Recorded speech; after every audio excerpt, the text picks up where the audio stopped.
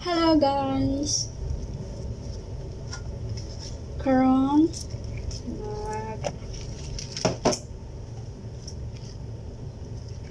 hugas tag jarjar.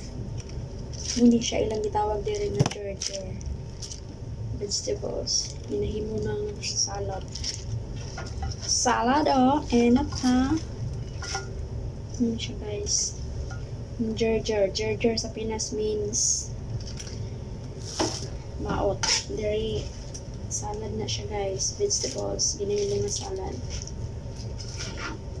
Cut natin siya. Yung mga sugo ni amo. Ikat natin siya para pag-abot niya iyang kaunon. Siya guys. Ana ka simple. Kani mo nagbulak man sa Pinas ba? Diri kay ginakaon nila. Di ba? Bulak man sa Pinas siguro. Murag ka kung ano yung bulak ni sa Pinas. Dere kay kuan vegetables ay laha para sa salad.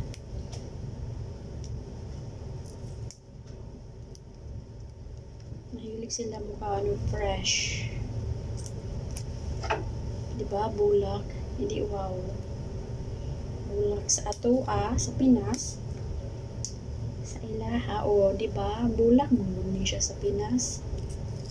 Dere kay kuan sila vegetables, hindi mga salad din kani jarjar lang sa kalab.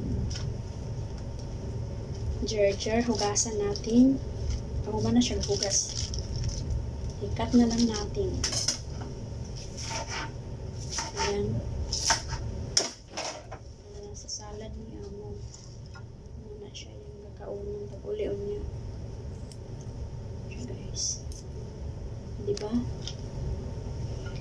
Dari pa ka nakakita jarjar nga kaunon. Jarjar sa Pinas ato bastos man. Ay nako. Then ang bulak sa ilaha ilang ginakaon. Bulak sa atoa sa ilaha. Vegetables ginakaon. Wala bulak mo ni. Di ba? Hindi wow. Bulak. Bulak lang sa kalab. Di ba? Siya kasimple. Mag-slice tayo tag cherry tomato.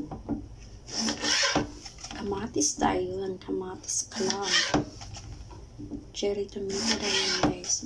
Siya rin magtimpla na pag-uli niya.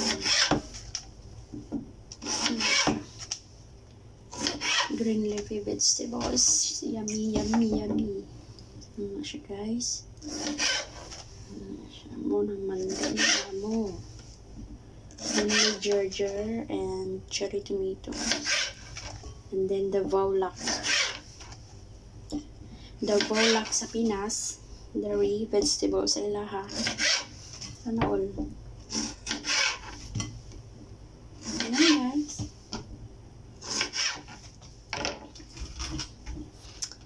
So, ayan na. Ayan. Siya rin magtimpla ng para siya guys. Kakabaw.